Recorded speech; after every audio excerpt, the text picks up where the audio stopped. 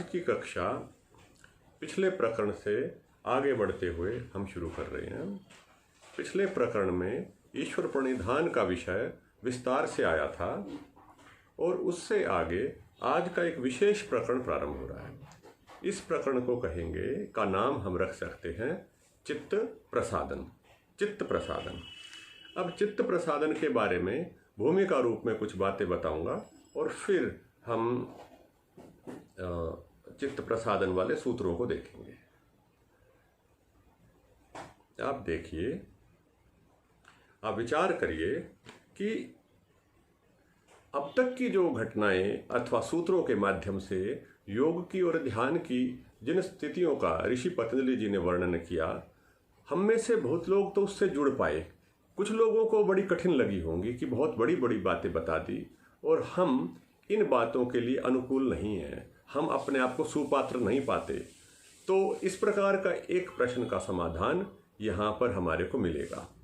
ये प्रश्न है कि ऐसा है जी, ये धर्म कर्म ये बहुत ऊंची निरोध करने वाली स्थिति, योग की उच्च स्थितियों का तो अभी हम अनुभव नहीं कर पा रहे हैं। तो क्या हम योग को अपनाएं या नहीं अपनाएं? आम व्यक्ति के लिए, सामान्य व्यक्ति के लिए योग का क्या स्तर होगा? तो इस स्तर की चर्चा यहाँ पर है। आज का जो सारा संसार है वह भटक रहा है। किस चीज में भटक रहा है? वो सुख की खोज में भटक रहा है। आज सारा संसार सुख की खोज में जब संसार भटक रहा है तो वह किस चीज में सुख को समझे हुआ है? धन में, संपत्ति में, प्रतिष्ठा में सुख को समझे हुआ है। परंतु संपत्ति को खोने से अथवा धन के अस्थिर होने से वह व्यक्ति पुनः पुनः दुखी होता रहता है जी। फिर दुखी हो जाता है, फिर दुखी हो जाता है, अपनी स्थिति के परिवर्तन से दुखी हो जाता है। वस्तुतः व्यक्ति को यह समझ नहीं आ रहा है कि वह सुखी किस बात से हो सकता है, उसको यह पता नहीं है। तो यह सूक्ष्म मनोविज्ञान ऋषि पतंजलि जी इस प्रकरण में इन सूत्रों के द्वारा यहाँ पर प्रकट करेंगे। कौन व्यक्ति है जो आनंदित नहीं होना चाहता, अर्थात प्रसादित नहीं होना चाहता? शब्द है प्रसादन। प्रसादन मतलब प्रसिद्ध होना, अर्थात खुश होना। सब हैप्पीनेस प्रोग्राम आपने सुने होंगे, सारे देश दुनिया में हैप्पीनेस के ऊपर रिसर्च हो रही है, कार्यक्रम चल रहे हैं। और तो और साइंटिस्ट रिसर्च यह भी कर रहे हैं कौन कौन से हार्मोन्स का हैप्पीनेस के साथ संबंध है। परंतु ऋषि पतंजलि जी इसी चीज को प्राचीन काल की परंपरा के आधार पर यह बता रहे हैं कि वास्तविक सुख कहाँ है, वास्तविक हार्मोन्स हैप्पीनेस के क्या हैं। यह इन सूत्रों के द्वारा बताना चाह रहे हैं। हम इन सूत्रों के द्वारा एक स्तर को प्राप्त करें, ठीक है ना जी, फिर औरों को प्राप्त करवाएं। होता यह है हम लोगों के बीच में कि हमारे को स्वयं एक स्तर की प्राप्ति नहीं होती है, ठीक है ना जी। और हम शिक्षक बनने के लोभ में हम दूसरों को उसी स्तर का उपदेश देना प्रारंभ कर देते हैं। हम स्वयं सुखी नहीं है और दूसरों को सुखी बनाने में यत्नशील हो जाते हैं। हम ऐसा समझते हैं कि भाई हम दूसरों को सुखी करेंगे तो हम स्वयं सुखी हो जाएंगे। नहीं, आप सुखी हैं, आपके जेब में धन है, तभी आप वितरण करिए, ठीक है ना। तो वो जो सुख है वह शिफ्ट होता जाता है। इसको कहते हैं ना मिरेज, मृग मरीचि का, वो सुख आगे आगे भागता जाता है। तो यहाँ सुख की चर्चा है। इस सुख को जो स्थूल रूप से जिसको सुख कहते हैं, इसको इसके लिए शब्द का प्रयोग किया चित्त प्रसादन, है ना, चित्त प्रसादन। तो यह चित्त का प्रसादन कैसे होगा? अब देखो, चित्त की ही पूरी व्याख्या इस योग शास्त्र में चल रही है। तो यह चित्त किस प्रकार से प्रसादित होता है, प्रसन्न कैसे होता है, इसको आप ऐसे समझ सकते हैं स्थूल रूप से कि आपकी मशीनरी जिसके अंदर जो क्या कहते हैं, तेल, मोबिल ऑयल, ये सब अच्छे से डाले हुए हैं, है ना। तो उससे वो मशीनरी बड़ी फाइन चलती है, उसको चलाने में भी बड़ा आनंद आता है। सड़क स्मूथ है, सरल है, तो वहां पर चलाने में बहुत ही आनंद का अनुभव होता है। तो इसी प्रकार से जो यह चित्त प्रसादन है, ये है चित्त की ऐसी अवस्था जिसमें चित्त को बड़ा रिलैक्स फील होता है, बड़ा आह्लाद का, आनंद का अनुभव हो रहा है, सब कुछ ठीक है जी, है ना। एक उत्साहित रहता है वह चित्त स्वयं ही, ठीक है ना। तो इस चित्त की इस स्थिति का वर्णन यहाँ पर मिलेगा, उपाय मिलेगा चित्त प्रसादन का, ठीक है ना। तो यह ऋषि जी कैसे बता रहे, अब देखिए। मैत्री करुणा मुदितोपेक्षाणाम सुख दुख पुण्य विषयाणाम भावना चित्त प्रसादनम, कि यह चित्त प्रसादन क्या है। कहते हैं कि मैत्री करुणा मुदिता उपेक्षा नाम। मैत्री मने मित्रता, करुणा मने करुणता, किसी पर दया दिखाना। तीसरा शब्द है मुदिता, मुदिता मने खुश होना, प्रसन्नता दिखाना। और चौथा है उपेक्षा, उपेक्षा करना, किसी की तरफ ध्यान न देना, इग्नोर करना, यह उपेक्षा। तो ये 4 प्रकार के व्यवहार बताए। बोले ये 4 प्रकार के व्यवहारों में चित्त प्रसादन छिपा पड़ा है। इन 4 तरह की चीजों में चित्त प्रसादन छिपा पड़ा है। पहले कैसा, मित्रता में प्रसन्नता है, करुणा में प्रसन्नता है, मुदिता में प्रसन्नता है, चित्त का प्रसादन है, और उपेक्षा में भी प्रसादन है। तो अब प्रश्न यह है, ये चारों भावनाएं तो हमारे भीतर आती हैं। हम किसी से तो मित्रता करते हैं, किसी को देख करके खुश होते हैं, किसी के साथ में दया भाव करते हैं, और किसी को देख करके उसकी उपेक्षा भी करते हैं। ठीक है ना, तो ये उपेक्षा भी करते हैं। तो ये जो हमारे पास में स्थिति है उपेक्षा वाली, इन सारी चारों स्थितियों को लेकर के उपेक्षा के सहित, तो फिर भी हम व्यवहार तो कर रहे हैं, परंतु फिर भी हम दुखी हो जाते हैं। हम कभी सुखी और कभी दुखी हैं। जीवन में तो यही चल रहा है। अच्छे अच्छे ज्ञानी लोगों का भी यही व्यवहार है। खूब प्रतिष्ठित लोग भी परेशान होते देखे जाते हैं। तो बात यह है कि किसके साथ में कैसा व्यवहार करें, किस व्यक्ति के साथ में कैसा व्यवहार करें कि जिससे हमारा मन प्रसन्न रहे। अब हम लोग तो ये कहते हैं कि जो अपना है उसके साथ अच्छा व्यवहार करो, शत्रु के साथ में उसके साथ में लड़ाई करिए, द्वेष करिए। नहीं, इससे हमारा चित्त प्रसादित नहीं रहता। इसके लिए यहाँ पर ये समझा रहे हैं, अच्छे से बता रहे हैं। क्या बता रहे हैं, देखिए इन्होंने कहा 4 प्रकार के व्यक्ति हैं, 4 प्रकार के स्थितियां हैं। ठीक है ना, व्यक्ति समझिए, फिर स्थितियों की चर्चा करेंगे। पहले व्यक्ति से बात करते करते फिर हम सूक्ष्म में जाएंगे इसी विषय में। तो कहते हैं सुख दुख पुण्य अपुण्य विषयानाम, कि सुखी व्यक्ति है, दुखी व्यक्ति है, पुण्य आत्माएं हैं और अपुण्य आत्माएं हैं। इस सारे संसार का विभाजन 4 भागों में कर दीजिए। जितने भी आपके संपर्क हैं, जितने भी संबंध हैं, जितना भी आप संसार को समझे हुए हैं, चेतन संसार को, व्यक्तियों को, उस सारे को 4 भागों में विभाजित कर दीजिए। कोई हमसे कहे, सामान्य व्यक्ति से कहे कि बोले इस संसार में ना जितने भी लोगों उनका आप डिवीज़न करिए, तो बोले जो सोशियोलॉजी वाला व्यक्ति हो वो अपना डिवीज़न करेगा। वो कहेगा कि बोले इकोनॉमिकल स्थिति से करेगा, सामाजिक स्थिति से उसको डिवाइड करेगा। इकोनॉमी वाला अपने स्थिति से विभाजन करेगा, कैटेगरीज बनाएगा। प्रत्येक व्यक्ति अपने अपने ढंग से उसकी कैटेगरी बनाता है संसार की। परंतु जो योगी है, ऋषि है, वह इस संसार की जो श्रेणियां बनाते हैं वह कैसे बनाते हैं। तो उन्होंने कहा कि बोले एक तो संसार में है जी सुखी व्यक्ति। ठीक है जी, सुखी व्यक्ति है ना जी, संसार में बहुत से सुखी व्यक्ति होंगे। दूसरे हैं दुखी व्यक्ति, जो दुखी है। तीसरे हैं जी पुण्य आत्मा व्यक्ति, माने अच्छे व्यक्ति हैं। और चौथे अपुण्य आत्मा व्यक्ति, बुरे व्यक्ति। बस ये 4 ही तरह के होते हैं। पुण्य और अपुण्य, ये अच्छे और बुरे, ये दोनों पोल्स हैं, दोनों एक्सट्रीम हैं सारे संसार के लोगों की। कुछ तो हमेशा पुण्य ही रहते हैं, अच्छे ही रहते हैं, सामाजिक कार्य करते हैं, परोपकारी होते हैं। दूसरे अपुण्य आत्मा होते हैं, अर्थात वह हमेशा अपुण्य आत्मा सदा दुष्टता ही करते, बुरा ही करते, बुरा ही सोचते हैं। और शेष जो हम लोग हैं, साधारण मनुष्य हैं, यह पुण्य और अपुण्य के बीच में झूलते रहते, कभी इधर भागते कभी उधर भागते। सुख और दुख वो सदा हमारे साथ में जुड़े रहते हैं। तो अब हम एक एक विषय को लेंगे और उसके साथ में होने वाले जो व्यवहार है उसकी हम चर्चा करेंगे। तो पहले वाला व्यवहार देखते हैं और पहले वाला भाव देखते हैं व्यक्ति का। बोले पहले वाले व्यक्ति थे जी सुखी व्यक्ति। अब आप सुखी व्यक्तियों को खोजिए अपने आसपास कि कौन सुखी है। अब देखिए ये जो चर्चा हो रही है, मैं इसकी ना कार्यशाला लगाया करता था, अभी तो कुछ समय से नहीं लग रही है। तो हमने देश विदेश में इसी के ऊपर कार्यशालाएं लगाई, चित्त प्रसादन के ऊपर कई बार लगाई। तो इसमें बहुत ज़्यादा इंटरेक्टिव ये सेशंस होते थे, लोगों की अपनी अपनी चर्चाएं होती थी। अभी भी हम करेंगे थोड़ा सा इस सूत्र के बाद में, हम पर्याप्त चर्चा करना चाहेंगे सूत्र पे, ठीक है ना। तो उसके अंदर इंटरेक्शंस होती है, अपनी अपनी समस्याएं होती हैं, उसके ऊपर अपनी अगली बात कही जाती है। तो सुखी व्यक्ति कौन है, सुखी की परिभाषा क्या है, कौन सुखी हो सकता है। तो इस सुखी की चर्चा हम करेंगे। देखो, सुखी को देखा हमने, मान लीजिए कोई व्यक्ति हमसे किसी विषय में अधिक है तो उसको हम सुखी समझते हैं अपने आप से, ये ऐसा विचार करेंगे। एक व्यक्ति के पास में हमसे अधिक धन है, मान लीजिए एक व्यक्ति के पास में हमसे अधिक सामाजिक प्रतिष्ठा है, एक व्यक्ति किसी न किसी वस्तु में हमसे अधिक है, चाहे वो धन है, संपत्ति है, सामाजिक व्यवहार है, परिवार है, प्रतिष्ठा, कुछ भी कहिए।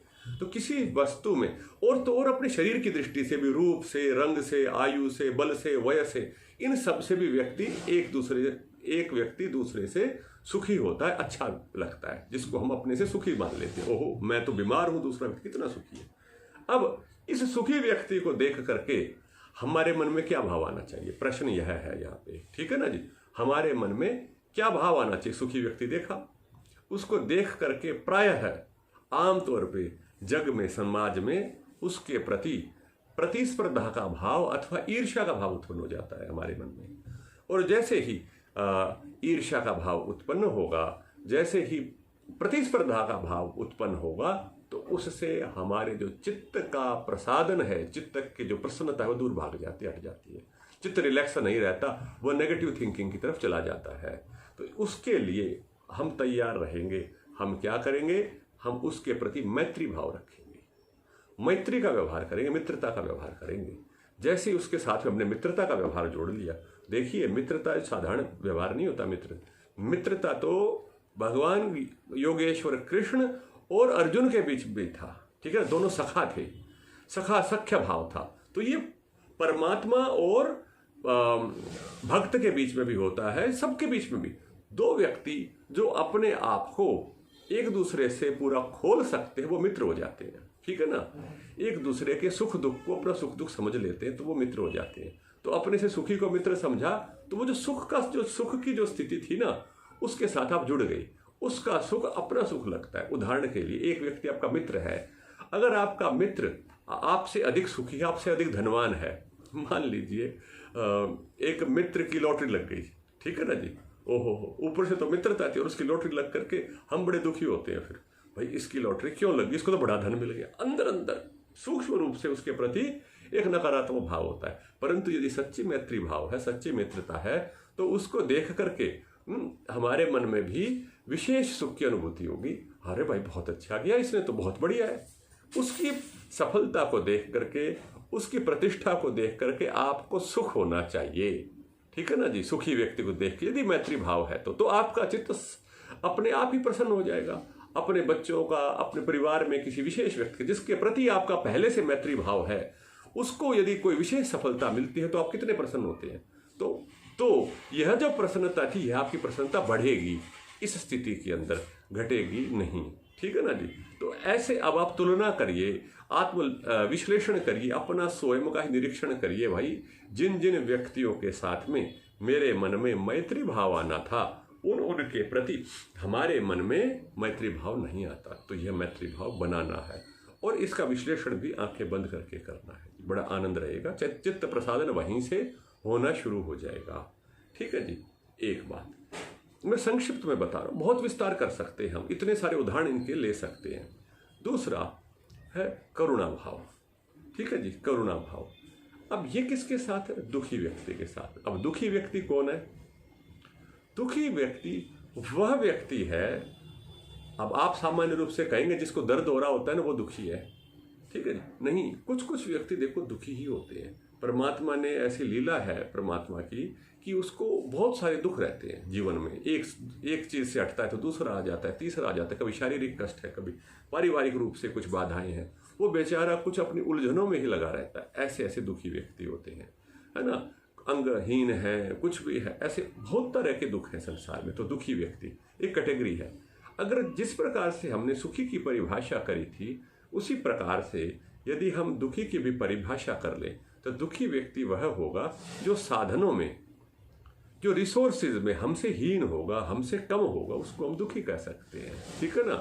तो कैसे कह सकते हैं? माने मेरे पास में धन अधिक था जिससे अधिक है तो वो हमसे दुखी है, ऐसा मान सकते हैं थोड़ी देर के लिए।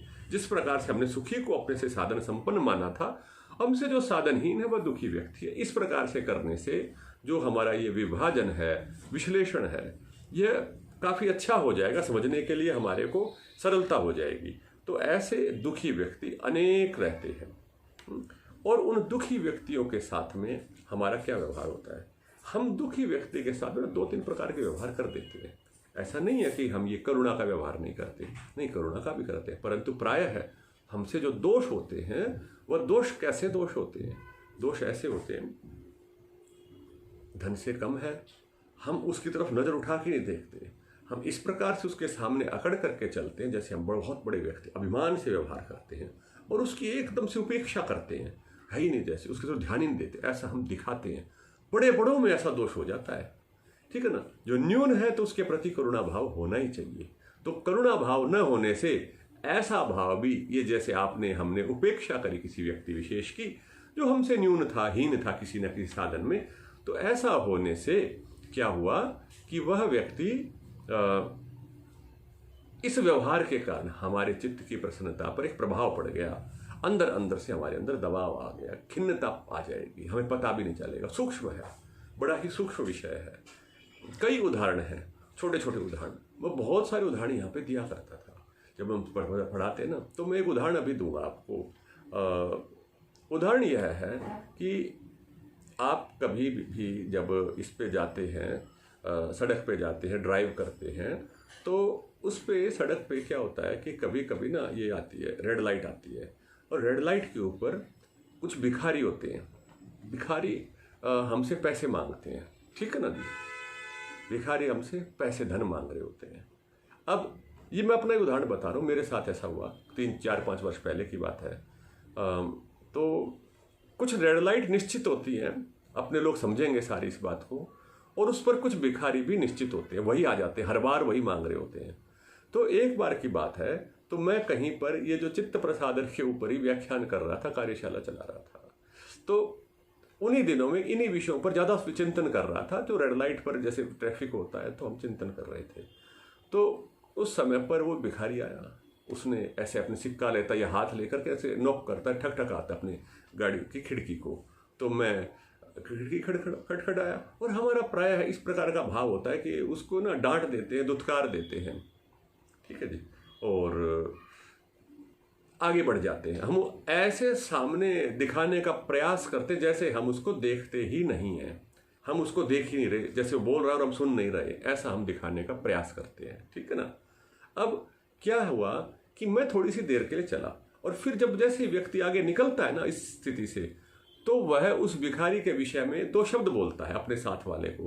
कहते बताओ कैसे कैसे लोग हैं, बताओ, सरकार के ऊपर बोल देता है, कभी किसी के ऊपर 2 शब्द बोल देता है व्यक्ति, है ना, कैसे व्यक्ति कैसे आ जाते हैं, है ना, काम धाम नहीं है कहीं इनको। मैंने उसको बाद में थोड़ा सा गुस्सा करके दिखाता है। तो मैंने सूक्ष्म रूप से यह विचार किया, भाई ये तो चित्त प्रसादन खराब हो गया अपना, इस भिखारी पे गुस्सा आ गया हमारा को, तो है ना। यद्यपि वो बहुत ही निम्न स्थिति का व्यक्ति, उस व्यक्ति विशेष ने मेरे चित्त के प्रसादन को खराब कर दिया, मेरे चित्त के प्रसादन को उसने हिला दिया, डगमगा दिया। तो मैंने कहा भाई ये तो हमारा ज्ञान ध्यान किस काम का है, जब एक इतना साधारण व्यक्ति हमारे को प्रभावित कर पा रहा है।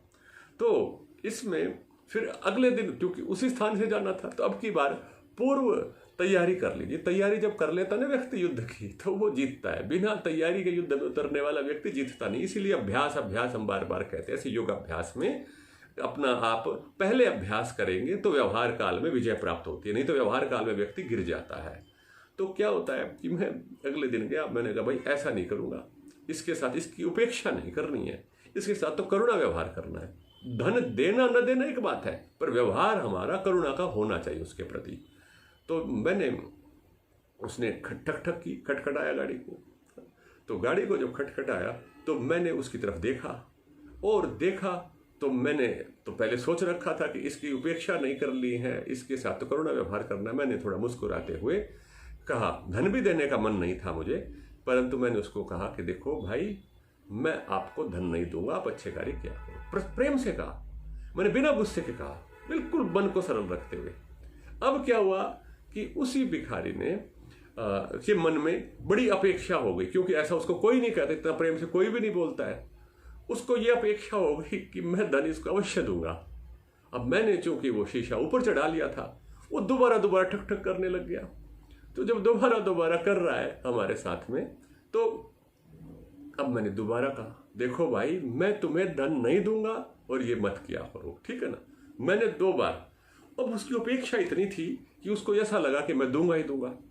तो अब क्या होता है, मैं इस चीज़ का प्रयोग भी कर रहा था, तो रेड लाइट जैसे ग्रीन हो गई और उसके बाद में आगे चल पड़ा गाड़ी को चलाते हुए। भिखारी थोड़ी देर तक मेरे पीछे पीछे, उसको लगा कि मैं फिर दूंगा धन।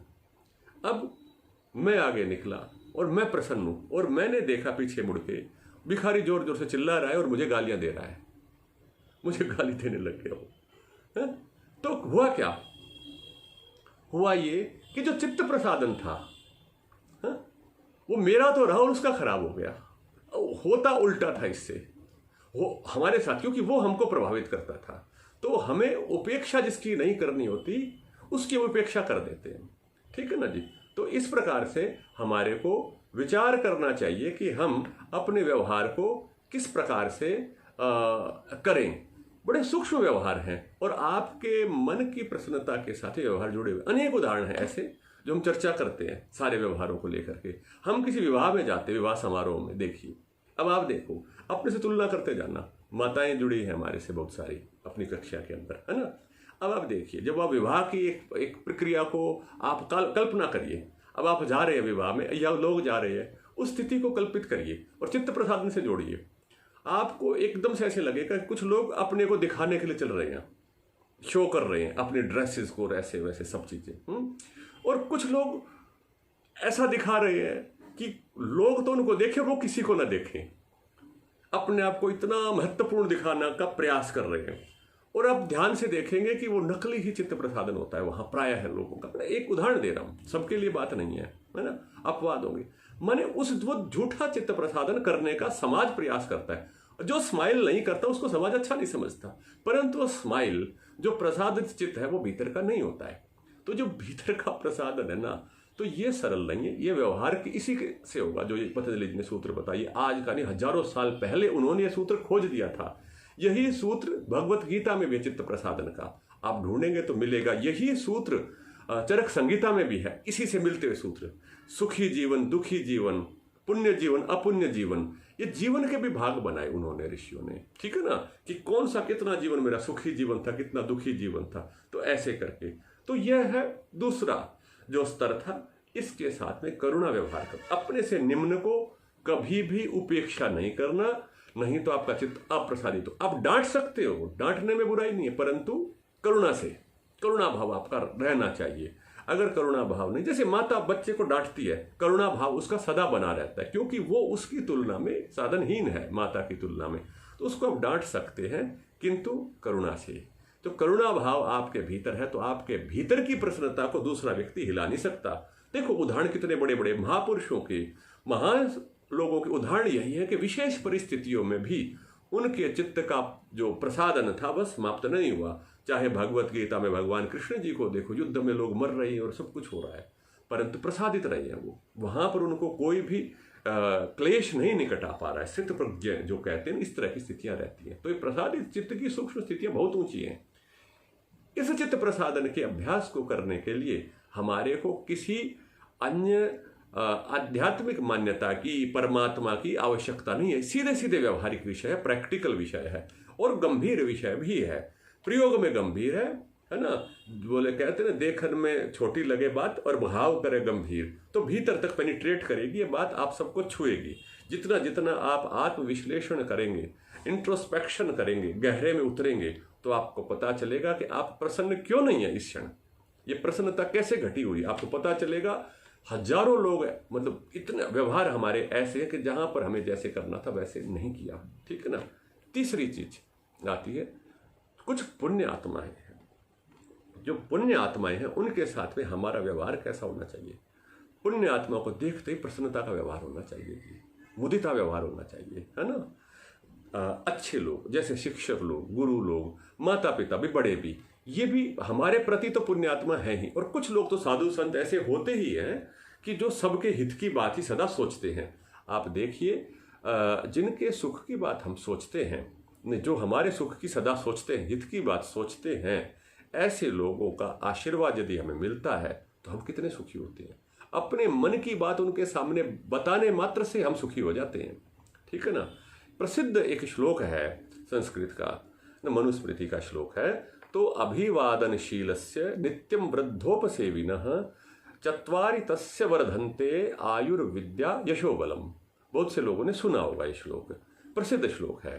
तो इस श्लोक में संभवत इसी बात का वर्णन कर रहा है। जो वृद्ध लोग हैं, जो ज्ञान में बुद्धि में हमसे श्रेष्ठ हैं, आयु में भी श्रेष्ठ हैं, ठीक है जी, उनका अभिवादन करना, अभिवादन माने उनके सामने झुकना और सम्मान करना और उनकी सेवा करना। अभिवादन नित्यम वृद्ध उपसेविना, उनकी सेवा करना। उनकी 4 चीजें बढ़ती हैं जी, 4 चीजें, और बढ़ती हैं जी सच में। और जिस जिसने की है उसकी बढ़ती आई है, आज भी बढ़ रही है, और जो करेंगे भविष्य में उनकी भी ये 4 चीजें बढ़ेंगी ही। ठीक है ना जी। क्या? आयु, विद्या, यश और बल। आयु बढ़ेगी जी, दीर्घायु हो जाएगा निश्चित रूप से, सिद्धांत आयुर्वेद में बताए हैं। विद्या बढ़ेगी, ज्ञान बढ़ेगा, एक्सेप्टेंस आ जाएगी, अहंकार समाप्त होगा। ठीक है। यश बढ़ेगा, सब लोग आपको अच्छा समझेंगे, और बल भी बढ़ेगा, आपकी ऊर्जा संग्रह होगी, आप श्रेष्ठ कार्य करने के लिए सुपात्र बन जाएंगे, तत्पर होंगे। ठीक है ना जी। आजकल के जैसे आप देखेंगे कलयुग के जो विद्यार्थी होते हैं ना, वो ऐसे नहीं होते हैं। ये जो वर्तमान शिक्षा पद्धति के प्रभाव से बनते हैं, हम भी उसी प्रक्रिया से गए हैं। तो कई बार अध्यापक सामने से आता है और सामने से विद्यार्थी आते हैं, तो विद्यार्थी सोचते ओहो गुरुजी आ रहे हैं, कहीं नमस्ते ना करनी पड़ जाए, वो साइड में चले जाते हैं, है ना, सामने से हट ही जाते हैं। ऐसा देखा जाता है कई बार। तो वह जो विद्यार्थी है वह इस चित्त प्रसादन को खो रहा है, खो देता है। कोई कोई कहते हैं कि हमारे पास तो बड़े बुजुर्ग नहीं है, हम कैसे करें चित्त प्रसादन। ठीक है ना जी। हमारे साथ तो माता पिता आदि नहीं रहते हैं, दूर रहते हैं, माता पिता नहीं है तो और कोई ऐसे नहीं है। तो भाई नहीं रहते हैं, हमारे पास निकट नहीं है, तो भाई नहीं है तो बना लो, निकट ले आओ, आप स्वयं जाओ, फोन पे जाओ, कैसे जाओ, बड़ों के सामने उनको सम्मान करो, प्रणाम करो, और ये करने मात्र से क्या होगा, आपका चित्त प्रसन्न होगा। बड़ी बड़ी कष्ट और समस्याएं बड़े के सामने जाने से दुर्बल हो जाती, न्यून हो जाती, समाप्त हो जाती हैं। ठीक है ना। तो यह तीसरे वाला पक्ष है चित्त प्रसादन का। ठीक। तो ऐसा भी व्यवहार हमारे को देखना, पुण्य आत्माओं को ढूंढिए, नहीं है तो यदि हैं तो उनके साथ संपर्क करिए और उनका आशीर्वाद लेना है, उनका सम्मान करिए। मान सम्मान करने से मन प्रसन्न होता है। वो हमारे को ऊपर ले जाने वाले लोग, अपलिफ्ट करने वाले लोग हैं, तो हमारे को ऊपर खींच लेंगे, अपने स्तर से ऊंचा उठाने में वो लोग सहायता करते हैं। चौथे लोग, ये खतरनाक वाले लोग हैं जी, इनको कहते हैं दुष्ट लोग। ये बना के भेज रखे हैं, परमात्मा ने घड़ रखे हैं, ये सुखी होते ही ना होने देते किसी को। ठीक है ना जी। इनके मन में परोपकार की वृत्ति नहीं होती, ऐसे दुष्ट होते हैं कुछ जो निरंतर चलते रहते हैं। ये बना के भेज रखे, मैंने इसलिए कह दिया कि ये बैलेंस करने के लिए होते हैं सृष्टि को, कि सज्जन व्यक्ति शांत न रहे, उसको कुछ ना कुछ परेशान करते रहते हैं ये लोग। और ये सदा से आए और सदा से रहते हैं, है ना। देवासुर संग्राम जो है ये सदा चलते रहेगा। तो हमें समझना है ऐसे दुष्ट व्यक्ति के साथ में क्या व्यवहार करें। बात यह है। अब ऋषि ने लिख दिया उसकी उपेक्षा करो जी। अगर आप उसकी उपेक्षा नहीं कर पाए तो वह दुष्ट व्यक्ति जो शारीरिक रूप से, वाचिक रूप से आपकी जो प्रताड़ना कर रहा है, आपको जो दुख दे रहा है, पीड़ा दे रहा है, इस दुख व पीड़ा को तो आपको सहन करना ही है, परंतु वो मानसिक पीड़ा एक और चलती रहेगी आपके साथ साथ, है ना। उसकी देखो, आप देखिए कितना भयंकर होता है दुष्ट व्यक्ति। आप एक दुष्ट व्यक्ति की दुष्टता को याद कर करके भी दुखी होते रहते हो, सालों साल दुखी होते हो, उसकी याद आते दुख होना शुरू हो जाता है। उसकी उपेक्षा नहीं करी हमने, इसलिए उसने अपने हमारे चित्त में घर बना लिया, और ऐसा परमानेंट घर बनाया कि सालों साल तक हमारे चित्त की प्रसन्नता को उसने दूषित कर दिया, नष्ट कर दिया। हम समझ नहीं पा रहे इस चीज को। तो हमारे को समझना है, सूक्ष्मता से इंट्रोस्पेक्शन करना। जब हम पूरे दिन भर सुखी रह पा रहे हैं, हर प्रकार के व्यवहार में सुखी रह पा रहे हैं, इस प्रकार का व्यवहार करते, तो मानना चित्त प्रसादन है। दुष्ट व्यक्ति सामने से आ गया, कोई कहता है दुष्ट व्यक्ति हमें मार देगा, पिटाई कर देगा, तो उपेक्षा करेंगे तो क्या होगा। ऐसे ऐसे बहुत सारे प्रश्न लोग करते हैं इस विषय में। तो सार संक्षेप रूप में बता रहा हूं कि भाई वो जो भी करेगा आपने उसकी उपेक्षा करनी है। उपेक्षा आप करेंगे, सच में उपेक्षा करेंगे, ऐसा नहीं है मानसिक उपेक्षा तो हुई नहीं, बाहर से उपेक्षा कर दी, नहीं, उसका प्रभाव नहीं पड़ेगा। तो ऐसी उपेक्षा की भी पहले तैयारी करनी पड़ेगी। योगाभ्यास करते हुए जब हम आंख बंद करके ध्यान करते हैं तो उस समय हम संकल्पबद्ध भी होंगे और उनकी उपेक्षा करेंगे। उपेक्षा का मतलब जैसे वो है ही नहीं संसार में, ऐसा। तो एक ये पूरा विषय को समझ, हम कभी कभी अच्छे लोगों की उपेक्षा करते हैं, वो अहंकार कहलाता है, ठीक है ना। वो वहां नहीं करनी उपेक्षा, तो इसकी करनी है, दुष्ट की उपेक्षा करनी है। दुष्ट की उपेक्षा कर दी तो आपने जीवन में एक बहुत बड़ी सफलता प्राप्त कर ली। आपका जीवन बड़ा सुखमय हो जाएगा, शांत रहेगा आपका जीवन, ठीक है ना। चित्त प्रसादन निरंतर बना रहेगा। तो ये अब एक दो बिंदु इसी में और बताने, आप लोगों के जो प्रश्न हो साथ साथ आप लिखते जाइए। मैं जैसे ही अनुकूल होगा तो मैं उनको उत्तर भी देते रहूँगा, तो आप वो भी टाइप करके डाल सकते हैं प्रश्नों को, ठीक है जी। तो दो तीन बातें इसमें और बतानी है। इसके अंदर दो शब्दों पर हम और ध्यान देंगे इसी सूत्र में। एक तो है विषयाणाम, विषय है, ये व्यक्ति नहीं है, विषय है। व्यक्ति से तो हम इसको समझा रहे हैं, व्यक्ति से हम इसको समझा रहे हैं उदाहरण के रूप में, ये है विषय। और दूसरी का भावना, तो उसके प्रति भावना बनानी है, मानसिक भाव बनाना है, ठीक है ना जी। तो जो विषय आया, सुख वाला विषय आया, दुख वाला विषय आया हमारे सामने, तो उस विषय के साथ ही जिस व्यक्ति के माध्यम से भी विषय आ रहा है, तो उसके प्रति एक भावना बनानी है। जब भी जो विषय आए, कैटेगरीज अपनी श्रेणियां विभाजित करते जाओ और उसके साथ भी ये भावना बनानी है। अब देखिए, मान लीजिए, अब मैं एक रेलिवेंट तत्काल का उदाहरण देता हूँ। आपने जैसे अब आजकल अफगानिस्तान वाली घटना चल रही, उनको सोचा ओहो आतंकवादी हैं जी, ऐसे ऐसे आतंकवादी हैं, ये दुष्ट कार्य करते हैं। उनको देख देख के ना द्वेष हो गया हमारे मन में, और आंख बंद करके वही याद आ रहा है। माने उसकी याद आज भी मुझे किसी ने बताया, कहा किसी ने कि जी उसको तो इतना भय हो गया हमारे को उसके बारे में सोच करके, देख करके, कि शांति नहीं रहा है, मन खराब हो गया है, ओह हमारे साथ भी ऐसा ही हो जाएगा। तो माने वो व्यक्ति सीधे सीधे हमारे संपर्क में नहीं है, दुष्ट व्यक्ति, किंतु वह व्यक्ति भी हमारे चित्त के प्रसादन को खराब कर रहा है। इससे यह जो विषय शब्द आ रहा है, फिर विषय की व्याख्या मैं फिर करता हूं, तो तीन प्रकार से विषय की व्याख्या करता हूं चिंतन करते करते, कि बोले यह जो सुख दुख वाले विषय हैं यह तीन प्रकार के होंगे।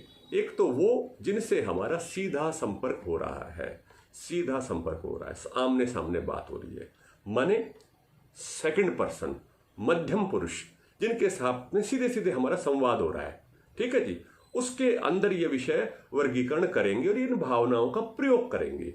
माने मैंने किसी के, मुझे कोई सुखी व्यक्ति मिला, उसके साथ मुझे मैत्री भाव बनाना। दूसरा व्यक्ति कौन मिला, दुखी मिला, उसके साथ करुणा भाव बनाना। तीसरे व्यक्ति मिले मुझे जो कि पुण्य आत्माएं थे, उनके साथ में हमने मुदिता भाव बनाना, अर्थात एक अपने आप में एक उत्साहित सुख की कल्पना करना, मुदिता। चौथा है दुष्ट व्यक्ति सामने मिला है, उसके प्रति हमने उपेक्षा भाव बनाना, मतलब उसकी मानसिक उपेक्षा करनी। शारीरिक रूप से चाहे भले आपको उससे व्यवहार करना पड़ रहा हो, परंतु मानसिक उपेक्षा करने का अभ्यास करना उसके प्रति, उसको माने जैसे कुछ है ही नहीं। जैसे हमारे पास में कोई व्यक्ति आता है, कुछ हो के उपेक्षा करते, उनके व्यवहार की याद भी नहीं रहता उसने क्या कहा होगा, ऐसे उस दुष्ट व्यक्ति के साथ जितना व्यवहार हुआ उसकी उपेक्षा करनी। ये है हमारा मध्यम पुरुष में व्यवहार, बड़ा व्यवहार होता है ये। परंतु इसके साथ साथ एक व्यवहार और होता है, थर्ड पर्सन का व्यवहार। थर्ड पर्सन जिसको हम कहते हैं प्रथम पुरुष, इसमें संस्कृत में या हिंदी में प्रथम पुरुष माने जो वो व्यक्ति जिसको हम वह से संबंधित करें, वो जिसके साथ हम सीधा व्यवहार नहीं कर रहे हैं, वो जो थर्ड पर्सन है, उस वह भी हमारे चित्त को कि प्रसादन को प्रभावित करता है। एक व्यक्ति जिससे आप मिले नहीं हो, टीवी में देख लिया है और बड़ा सुखी दिखता है, उससे भी आपको ईर्ष्या हो सकती है। एक व्यक्ति टीवी में ही देख लिया, दूर से ही सुन ली कि उसकी घटना, दुखी व्यक्ति है, उसके प्रति भी हमारे मन में एक हीन भावना आदि पैदा हो सकती है। करुणा भाव भी पैदा हो सकता है, निश्चित रूप से दोनों भाव ही हो सकते हैं। तात्पर्य यह है यहाँ कहने का कि तात्पर्य यह है कहने का कि थर्ड पर्सन अर्थात प्रथम पुरुष भी आपके चित्त के प्रसादन को प्रभावित करता है, यह निश्चित जान लेना। तो आपके मन का जो चिंतन है, जो आपका मन घूम रहा है, वह घूमता हुआ जो मन है वह आपको पता नहीं कहाँ से दुखी कर देगा, किस प्रकार से अपने चित्त को कष्ट में ले जाएगा। तो इसलिए बड़े जो चिंतन भी करे ना किसी व्यक्ति विशेष का, तो बड़े सावधानी से करना, नहीं तो उसका ऐसा बीज बो देगा वह कि आपके मन को खिन्न कर देगा, दुखी कर देगा। ठीक है ना। थर्ड पर्सन भी है ना, जिनसे मतलब किसी के उपदेश प्रवचन सुन लिए, कोई अच्छा व्यक्ति के बारे में पढ़ लिया, उसके प्रति भी हमारे कैसे भाव होने चाहिए। ठीक है। और चौथे, दुष्ट व्यक्ति के बारे में सुन लिया, पढ़ लिया, देख लिया, कहीं पे दूरी, व्यवहार हुआ नहीं, तो उसकी भी निरंतर उपेक्षा करनी, निरंतर उपेक्षा कर, नहीं तो वह दुष्ट व्यक्ति, वह दुष्टता आपके चित्त में ऐसा घर बना लेगी, वर्षों वर्ष तक वह निकलता नहीं। अब ध्यान देंगे इस बात पे, हम सब लोगों को यह पता होता है। देखो, आपको ये याद मिलेगा, सबको मिलेगा, एक भी व्यक्ति ऐसा नहीं है कि फला व्यक्ति ने, उस व्यक्ति ने, उस महिला ने, उस पुरुष ने आज से 5 साल पहले, 10 साल पहले मुझे इतने खराब वाक्य बोले थे, वो अब तक मन में बैठे हुए, उसने मेरे साथ ऐसा व्यवहार किया, तुरंत याद आ जाएगा आपको। अब देख लीजिए, है ना, उसने ऐसा कहा था। अब आप देखिए, वह वाक्य अब तक आपको प्रभावित कर देता है, उसके बारे में सोचते सोचते वह जो क्लेश है वो भर के सामने आ जाता है, उस प्रकार का स्मृति में ही। तो माने जो यह दुष्ट है, इसकी यदि आप उपेक्षा कर देते उस दुष्ट भाव की, दुष्ट व्यक्ति विशेष की, तो इतने वर्षों वर्ष तक वह प्रताड़ित नहीं करता। और तो और साइकोलॉजिकल, मानसिक समस्याएं भी पैदा हो जाती इन्हीं बातों को सोचते सोचते। स्ट्रेस और डिप्रेशन और ये सब बातें इन्हीं नकारात्मक सोचते सोचते हो जाता है। व्यक्ति समाज को फेस नहीं कर पाता, इतना डिसअपॉइंट और निराशावादी भी हो जाता है। ठीक है जी। दूसरी बात जो बताया ना मैंने, अब तीसरी और महत्वपूर्ण बात है, जैसे इन्होंने यह प्रश्न पूछा है कि जिसके अंदर पाप पुण्य दोनों, उनके साथ क्या व्यवहार करें। तो अब इसको फर्स्ट पर्सन से समझेंगे और उसके समझेंगे। एक व्यक्ति जिस समय पुण्य है, कैटेगरी बना दीजिए पहले तो, फिर उसके अंदर भी सब कैटेगरीज हो जाएंगी कि जो व्यक्ति किसी समय तो बड़ा पुण्य होता है तो उस समय उसको एनकरेज करिए, प्रशंसा करिए, और जब वो अपुण्य में पहुंच जाए तो इग्नोर करिए, बात मत करिए। जैसे छोटे बच्चे के साथ हम करते ना व्यवहार, कभी बच्चा अच्छा कार्य करता है, छोटा बालक, तो उसको हम प्राइज देते हैं, उसको प्रोत्साहित करते हैं, और वो दुष्ट कार्य करता है तो उसको हम डांटते पीटते भी हैं। इसी प्रकार से वही व्यक्ति होता है, उसके साथ में दोनों व्यवहार भी होते हैं। परंतु यहाँ पर जो तीसरा व्यवहार, तीसरा व्यवहार और विचार करेंगे। तीसरे व्यवहार में हम स्वयं ही हैं, हम स्वयं ही हैं, मैं ही हूँ व्यक्ति, मेरा ही चित्त है। माने जो क्या कहते हैं, फर्स्ट पर्सन है। और इधर इसमें आएगा जो उत्तम पुरुष है, तो मैं ही कभी कभी सुखी होता हूँ, कभी कभी दुखी होता हूँ, मैं ही कभी कभी पुण्यात्मा होता हूँ, कभी कभी मैं अपुण्यात्मा, मैं स्वयं भी हो जाता हूँ। तो देखिए, जब आप सुखी होते हो ना, तब आप खूब मित्रता करिए, जब आप दुखी होते हो तो उस समय करुणा को लेके आइए। ठीक है ना, उस समय आप क्लेशित मत होने दीजिए। जब आप पुण्य आत्मा होते तो खूब परोपकार करो, और जब आप अपुण्य होते हो, अर्थात आपको क्रोध आ गया, कोई वेग आ गया, काम का क्रोध का मस्तिष्क भर गया है, उस समय पर इग्नोर करो, उपेक्षा करो स्वयं की भी, अर्थात व्यवहार से बच जाओ, तो आपका जीवन उससे भी सुखमय होगा। क्रोध के अंदर व्यवहार न करने से आप कुछ ऐसे विशेष कर्मों से बच जाते हैं। तो ये मैंने थोड़ा सा एक आपके सामने चित्र प्रस्तुत करने का प्रयास किया। ठीक है, बहुत ही श्रेष्ठ लक्षण से ये बताया गया, बहुत विशेष सूत्र है ये, साधारण सूत्र नहीं है। इसको जीवन में घटाना है, प्रयोग करना है, ऐसा नहीं दूसरे को बताना। आपका चित्त प्रसादित होने लग जाए ना, पूरा कर लिया कुछ महीने तक, फिर सिखाना, उससे पहले सिखाना नहीं। अपने ऊपर अभ्यास करो, प्रैक्टिस करो। एक विदेश में एक एक्सपेरिमेंट हुआ, बड़ा एक्सपेरिमेंट है वो, तो मैं कभी इसके बारे में बता रहा था, तो मुझे वो एक्सपेरिमेंट के बारे में पढ़ा मैंने। तो वह मनोविज्ञान से संबंधित है एक्सपेरिमेंट, और उसके ऊपर बहुत सारी शोध हुए, बातें हुई। तो एक रिसर्च पेपर्स भी उसके ऊपर निकले। कहते हैं कि दुनिया का सबसे लंबा प्रयोग वही है, 80-90 साल चला हुआ प्रयोग। तो उस प्रयोग के ऊपर लेकर के सूत्र को फिर और विश्लेषित करने का प्रयास करूंगा। क्या प्रयोग चला कि उसमें मैंने रिसर्च पेपर पढ़ा कभी कि money matters but not as you think, कि जो धन है वह महत्वपूर्ण तो है, परंतु उतना नहीं जितना आप समझते हो। धन महत्वपूर्ण तो है, उतना नहीं, थोड़ा बहुत तो है धन महत्वपूर्ण, इतना नहीं है कि भाई जीवन का सुख उसी में ही है। तो वह प्रयोग क्या था, उस प्रयोग के बारे में बताता हूँ। ये शायद संभवतः अमेरिका में हुआ है प्रयोग हुआ। तो उस प्रयोग में यह आया कि उन्होंने एक सैंपल ले लिया, ग्रुप ऑफ पीपल, छोटे बड़े डिफरेंट एज ग्रुप के और भिन्न भिन्न सामाजिक परिस्थितियों वाले, किसी के पास कम धन था, किसी का ज़्यादा धन था, स्त्री थे पुरुष थे, और उनके सामने कुछ क्वेश्चंस दिए जाते थे कि ये पूछा जाता था कि भाई तुम अब सुखी हो नहीं हो, किस चीज़ से तुम्हें अच्छा लगता है, कौन सी चीज़ अच्छी नहीं लगती, है ना। तो ऐसे उनसे पूछा जाता था। तो हर 2 साल के बाद में उसी ग्रुप के साथ में फिर से वही वैज्ञानिक मनोवैज्ञानिक लोग फिर से उनसे प्रश्न पूछते थे, वही वाले प्रश्न।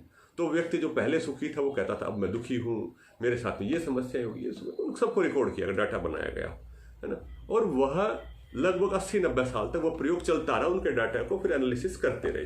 तो उसके बाद में कुछ लोग तो मर ही गए, कुछ लोग आगे लंबी आयु भी जिए हैं।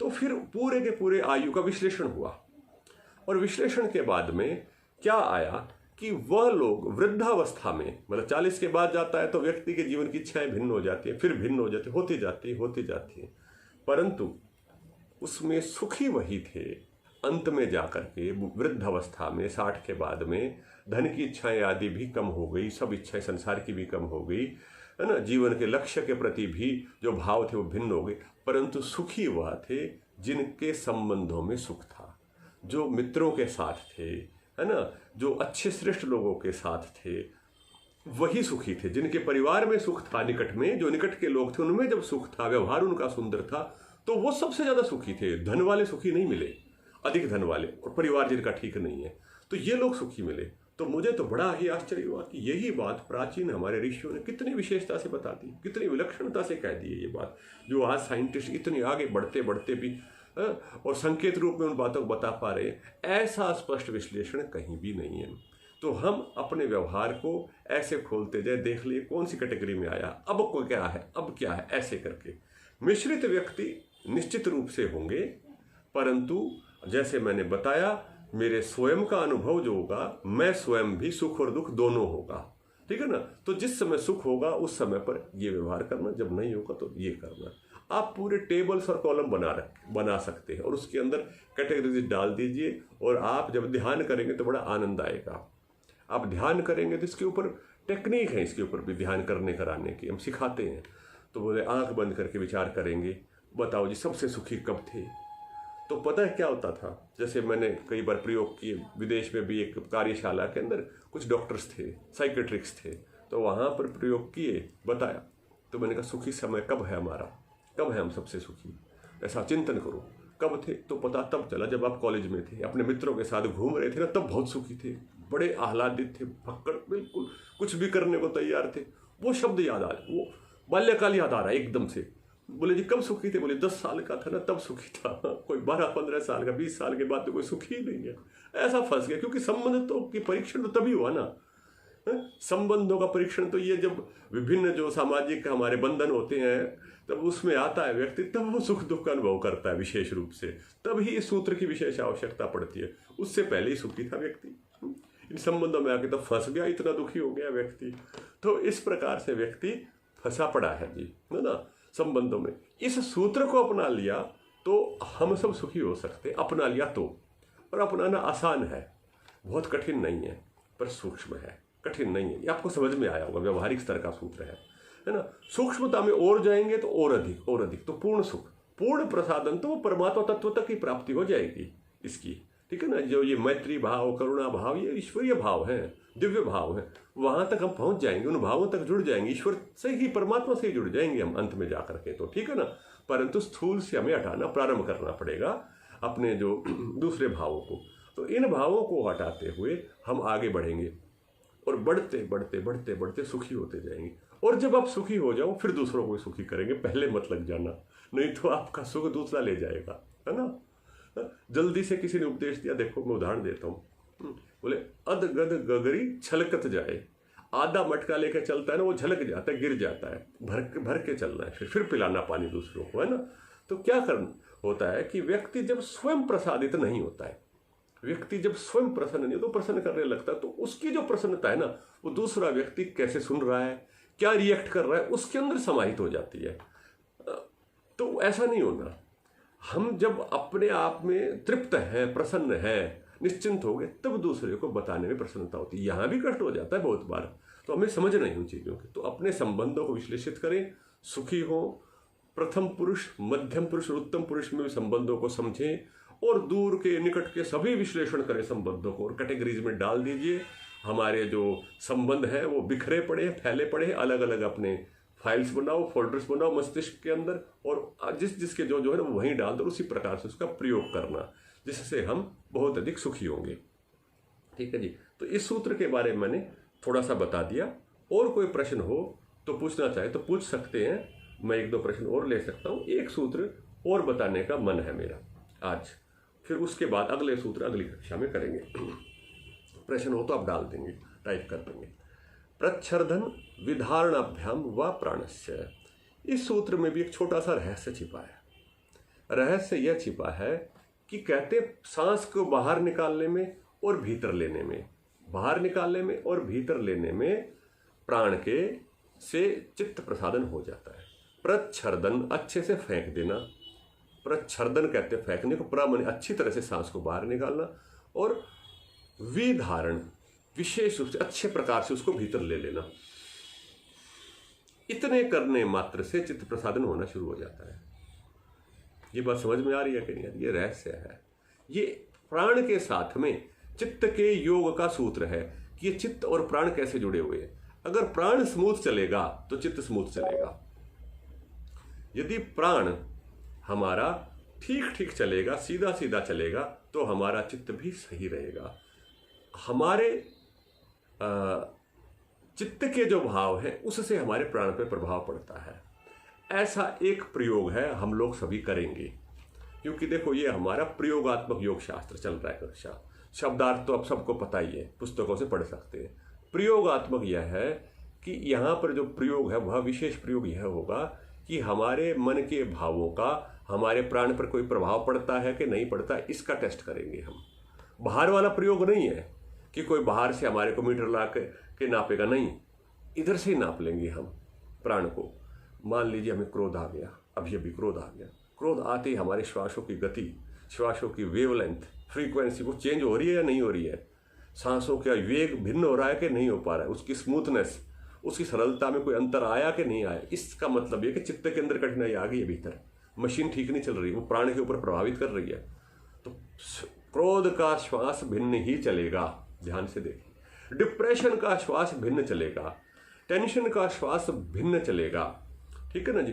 प्रसन्नता का श्वास भिन्न चलेगा, काम का श्वास भिन्न चलेगा, ठीक। सब स्थितियों के, सब भावों के प्रतिनिधित्व श्वास भिन्न भिन्न होंगे। उसको पकड़ना है, हमें आना चाहिए। आंख बंद करके हमारे को ध्यान में उन भावों को लाओ और श्वासों को देखो, तो हमें पता चलेगा कि वो भाव आया और वो कैसे हटेगा। तो ऐसा करने के उपरांत हम उस श्वास को प्रच्छर्दन और विधारण की ओर ले जाएंगे, अर्थात लंबा श्वास लेंगे और लंबा निकालेंगे, रिलैक्स श्वास ब्रीदिंग करेंगे। जैसे ये करा तो चित्त शांत होना एकदम से शुरू हो जाएगा, वह भाव हट जाएगा। अब इससे क्या पता चला? एक हमारे को तो एक ट्रिक पता चल गई, बहुत बड़ी ट्रिक है ये, है ना। दुनिया तो इस ट्रिक को जान करके पता नहीं क्या क्या करेगी।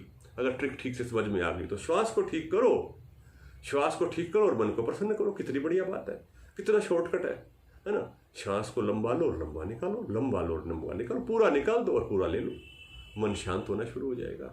और अवेयरनेस के साथ करेंगे, केवल जबरदस्ती नहीं करेंगे, अवेयरनेस के साथ करेंगे कि उसको रिलैक्स करते हुए। ऐसा बहुत सारे लोग योग निद्रा आदि में ना जो रिलैक्सिंग सिखाते हैं, वो इसी प्रकार से तो हो रहा है। तो मूल तो पतंजलि के सूत्र से चल रहा है ये सारा, परंतु यह सूत्र हमने प्रयोग करना है अपने लिए, दूसरों के लिए बाद में करना है। मन चंगा कटौती में गंगा, हम सुखी संसार सुखी, ठीक है ना। संसार की जो धुरी है वो हम ही हैं, दूसरा व्यक्ति नहीं है संसार की धुरी, हम धुरी हैं। हम में प्रसन्नता होगी तो संसार स्वयं प्रसन्न हो जाएगा।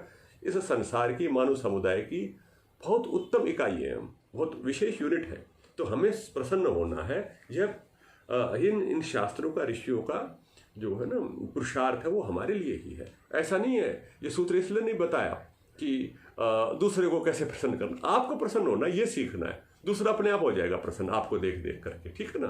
प्रसन्न व्यक्ति के पास में सब बैठना चाहते हैं, उसकी बातें सब सुनना चाहते हैं। दुखी व्यक्ति की बातें कोई ज़्यादा देर नहीं सुनना चाहता, वो करुणा भाव वाला ही सुनेगा, वैसे नहीं सुनेगा। तो हमें चित्त प्रसादन को अपनाना और साथ साथ प्रच्छदन और विधारण को भी देखना, ठीक है ना।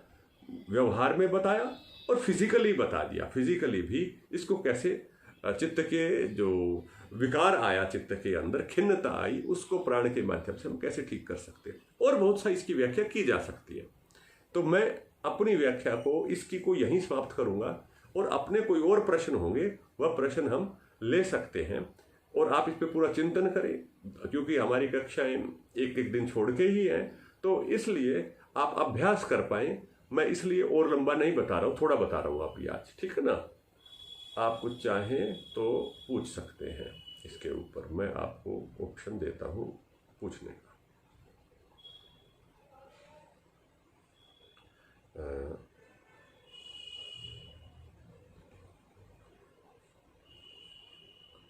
आप अनम्यूट करके भी कुछ पूछ भी सकते हैं जी।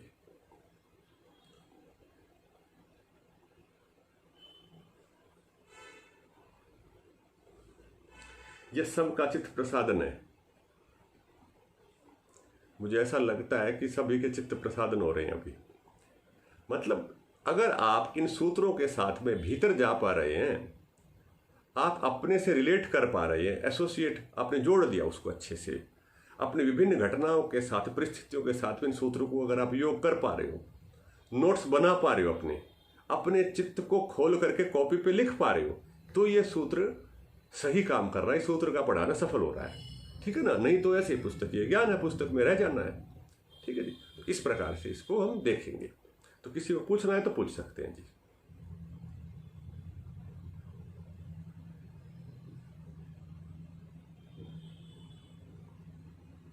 जी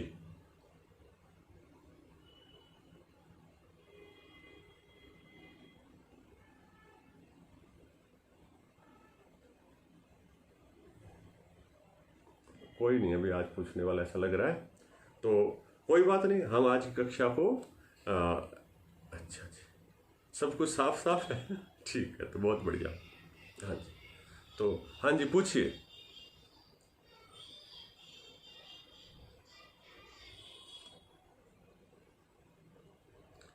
इसमें मुख्य बात ये है, एक बात कह करके फिर चर्चा को हम विराम कर देंगे आज की।